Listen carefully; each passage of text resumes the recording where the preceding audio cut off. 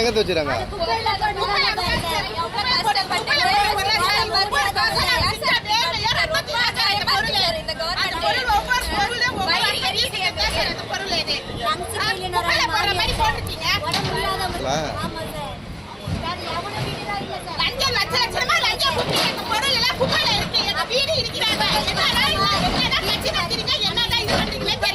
வீட்டு வரி தண்ணி வரி கட்டல சார் அப்பயாவது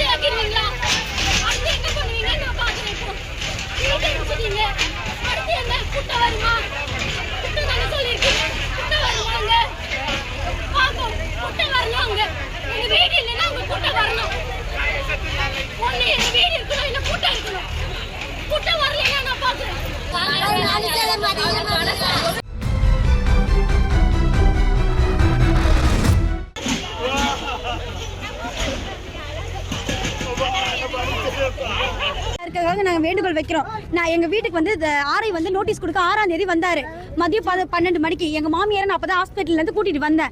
வந்து நீங்கள் வாங்கிக்கோங்கன்னு என்னை ஃபோர்ஸ் பண்ணாங்க. நான் வாங்க மாட்டேன்ட்டேன். உடனே ஓட்டிட்டு போயிட்டாரு.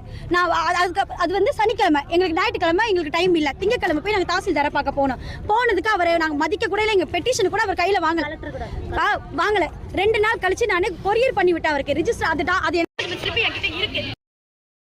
கூட்டு போனாங்க, பக்கத்து வீட்டுக்காரங்க எல்லாரும் சேர்ந்து எங்களை கூட்டு போனாங்க. அதுக்கும் போனோம். கலெக்டர் வாங்கி தாசில்தாருக்கு தான் ஃபார்வர்ட் பண்ணாரு தவிர எங்களுக்கு ஒரு சொல்யூஷன் சொல்லவே இல்லை. ஓகேவா? அதுக்கப்புறம் 23ஆம் தேதி நைட்டு 6:30 மணி 7 மணிக்கு மழை பெய்யுதுங்க. அப்ப வந்து நோட்டீஸ் கொடுக்குறாங்க எங்களுக்கு. நைட்டு எப்படிங்க வருவாங்க? ஒரு ஐடி கார்டு இல்ல அவங்க கிட்ட. நான் உள்ள இருக்கவங்களை கூட வெளியே விட மாட்டேங்கிறாங்க. சைன் போடு, எங்க மாமியார் பொண்ணுமே தெரியாது. சைன் போடுன்னு சொல்லிட்டு சைன் வாங்கிட்டு போயிட்டாங்க. இப்போ வந்து எத்தனை நாள் ஆயிருக்கும்? 23ஆம் தேதி வந்துச்சு. 26ஆம் தேதி மொகரம் பண்டிகை லீவு அன்னைக்கு எடுத்துட்டு வந்து நோட்டீஸ் கொடுக்குறாங்க. நீ கம்பல்சரி வாங்கி ஆகணும், நீங்க வாங்கி தான் ஆகணும். டெமாலிஷன் நோட்டீஸ் 6 மணிக்கு ஒரு 6 மணிக்கு அப்ப கூட 6 மணிக்கு தான் கொடுத்தாங்க. மொகரம் பண்டிகை அன்னைக்கு 6 மணிக்கு கொடுக்குறாங்க. எங்களுக்கு எங்க டைம் இருக்கு? வெள்ளிக்கிழமை லீவு, சனிக்கிழமை லீவு, ஞாயிற்றுக்கிழமை லீவு, மொத்தமே 20 நாள் டைம்ல நாங்க எப்படி காலி பண்ண முடியும்? நாங்க வாடகை வீட்டுல இருக்கோம்னு வச்சுக்கோங்களேன். அவங்க கூட எங்களுக்கு 3 மாசம் டைம் கொடுப்பாங்க. இவங்க எங்க கொடுக்குறாங்க? சிஎம் செலுக்கு அன்னைக்கு நைட்டு நானு மெயில் போடுறேன். ஒரு ரெஸ்பான்ஸ் இல்ல சிஎம் கிட்ட இருந்தோம். அப்புறம் தாசில்தாருக்கு நாங்க ரிக்வெஸ்ட் கொடுத்து நாங்க அவங்களுக்கு பண்ணோம். அவரே நிராகரிச்சுட்டாங்க. அவங்க சைடுல கரெக்டா அவங்க பண்றாங்க, நிராகரிச்சுட்டாங்க. எங்களுக்கு பொதுமக்களுக்கு என்னங்க சப்போர்ட்? 40 வருஷமா இருக்கிறோம் நாங்க. என் மாமனார் 1984ல இருந்து வரி கட்டி இருக்காரு, எல்லாமே கட்டி இருக்காரு. பில்லு, கரண்ட் பில் எல்லாமே கட்டி இருக்கு. இங்க இருக்கிறவங்களுக்கு எல்லாமே இருக்கு. ப்ரொடியூஸ் பண்ண குட்டி தூள் ஏறிறாங்க. கலெக்டர் ஒரு நிமிஷம் எதனால இடிக்குறாங்க? குட்டை பக்கத்துல இருக்கோமா நாங்க. தண்ணி ஒரு நாள் கூட உள்ள வந்தது இல்லங்க. இது குட்டை இல்ல. யார் மாமியார் சொல்றாங்க இது ரோடு நடுவுல இருக்கும்போது இது எப்படி கொட்டையில வரும்? சார் இத்தனை வருஷமா நாங்க வரி கட்டி இருக்கோம். இங்க பாருங்க, பூச்செடி தோட்டனால இது குட்டை கிடையாது. கொஞ்ச நேரம் டைம் கொடுங்க. நான் சொல்றது கேட்க விடுங்க. திங்கக்கிழமை நான் என் புருஷன் போனோம். எத்தனை மணிக்கு போனோம் தெரியுமா? 10 மணிக்கு போனோம் டெப்டி கலெக்டர் பார்க்க. எத்தனை மணிக்கு அலோ பண்ணாங்க தெரியுமா? 6 மணிக்கு அலோ பண்ணாங்க சார். அங்க இருந்து அவர் கால்ல கையில விழுந்து எங்க அப்பா கேட்டாரு. கை கால் விலகாதவரா எங்க அப்பா. என் மாமியார் லிவர் சிரியோசிஸ். அவங்களே எனக்கு சொன்னேன் ஒரு நாள் டைம் கொடுத்தாங்க. ஒரு நாள் நான் சொன்னேன் ஒரு 10 நாளா டைம் கொடுங்க, நாங்க வீடு காலி பண்ணணும். எவ்வளவு கெஞ்சினாங்க அவங்க. ஒரு நாள்ல நாங்க என்ன பண்ண முடியும்? கோர்ட்ல போய் ஃபைல் பண்ண, என்கிட்ட காசு இல்ல. 2 லட்சம் ரூபாய் ரெடி பண்ணாதான் ஃபைல் பண்ணுவாங்க. நேத்து ரிட் பெட்டிஷன் வாங்கிட்டேன், நம்பர் கொடுத்துட்டாங்க. கேஸ் லிஸ்ட் ஆக 2 நாள் ஆகுன்றாங்க. அந்த 2 நாள் டைம் கேக்குற அது கூட கொடுக்க மாட்டேங்கிறாங்க. என்னங்க சிஎம் எங்களுக்கு ஹெல்ப் பண்றாருன்றாங்க. என்ன வகையில ஹெல்ப் பண்ணாங்க? வேற யார் வந்து ஹெல்ப் பண்ணாங்க? மக்களுக்கு என்ன பண்ணிருக்கீங்க நீங்க? அவர்கிட்ட நான் இறக்கமா கேக்குறேன். யார் எம்எல்ஏ கிட்ட போனோம், அவரு வேலைக்கு ஆகாது, நீங்க துரத்தி விட்டாரு. ஒண்ணுமே பண்ண முடியாது, இதுல நீங்க லேட்டா வந்திருக்கீங்கன்னு 20 நாள் டைம் கொடுத்தாங்க. எங்களுக்கு எங்க வீடு கொடுப்பாங்க? எங்க அப்பா பேரலிஸ்ட் பேஷண்ட். அவர் ஒரு பாத்ரூமுக்கு போனா கூட சொந்த வீடு இருந்தாங்க, அது யூஸ்ஃபுல்லா இருக்கும். யாரும் உள்ள சேர்க்க மாட்டாங்க, உங்களுக்கு தெரியும் தெரியுமா? ஆட்டோல தான் இருக்காரு. ஏன்னா இவங்க எங்க இடிச்சு போடுறாங்கன்னு சொல்லி ஆட்டோல உட்கார வச்சிருக்கேன்.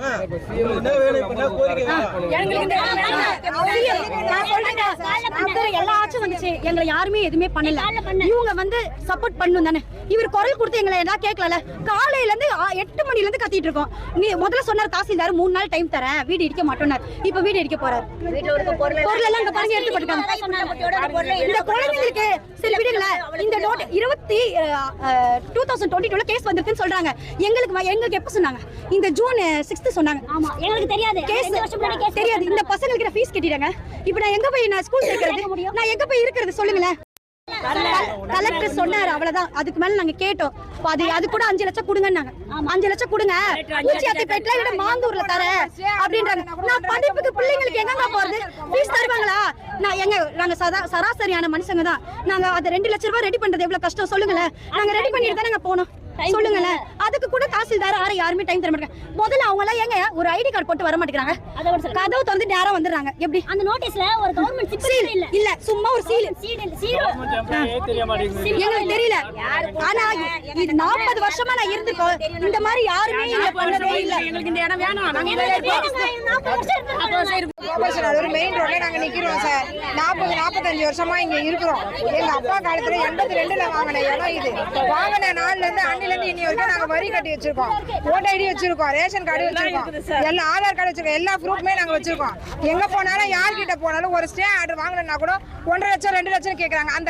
அந்த பணத்தை நாங்க சம்பாதிக்கிறோம். நாங்க வேலைக்கு போனதான் சார் நாங்க அதை பண்ண முடியும். இப்படிதான் நாங்க எங்க சார் போறது? யார்கிட்ட போனோம்? நாங்க எம்எல்ஏ கிட்ட போனோம், கலெக்டர் கிட்ட போய் கொடுத்துட்டோம், மனு கொடுத்துட்டோம். இங்க போய் நாங்க எல்லாருமே யாருமே எங்களுக்கு எந்த சப்போர்ட்டும் இல்லைங்க சார். அப்ப இப்படி இருந்தா பொதுமக்களா இருக்கிற எங்களுக்கு யார் தான் சார்? சிஎம் சாருக்கு நேற்று நான் முந்தா நாள் கால் பண்றேன், 1100 நான் கால் பண்றேன், ஒரு ரெஸ்பான்ஸ் கிடையாது. அப்ப முதலமைச்சர் மாற்றம் வேணும்னு கேக்குறாங்க. அப்ப அந்த மாற்றம் எங்களுக்காக தான் சார் வரணும். எங்களுக்காக தான் சார் வரணும். இப்படி இருக்கிற எங்களுக்கு தான் சார் அந்த மாற்றமே அவர் எடுத்துட்டு வரணும். எங்களை அனாதைய ரோட்ல நிக்க வைக்கிறதுக்கு அவர் என்ன சார் மாற்றம் பண்ணிருக்காரு? இப்படி ரோட்ல நிக்க வைத்து எங்களுக்கு மாற்றம் பண்ணிருக்காரு சொல்லுங்க. நாங்க 1 வருஷம் 2 வருஷம் இல்லைங்க சார், 40-45 வருஷமா இங்க இருக்கிறோம். நாங்க இத்தனை வருஷம் இங்க இருந்துட்டோம் சார். எங்க இடத்த விட்டோம், எங்க வீட்டை விட்டு நாங்க போக மாட்டோம். நாங்க இங்கதான் இருப்போம். நாங்க இங்க குழந்தைங்க இருக்கிறாங்க, வயசு பசங்க இருக்கிறாங்க, பெரியவங்க இருக்கிறாங்க. இத்தனை பேர் நாங்க எங்க போவோம்? படிக்கிற பசங்க காலையில யூனிஃபார்ம் போட்டு நிக்குதுங்க ஸ்கூலுக்கு போறதுக்கு. ஒரு பிள்ளைங்களை கூட ஸ்கூலுக்கு அனுப்பல. எதுவுமே வேலைக்கு போறோம். நாங்க எல்லாருமே நிக்கிறோம்.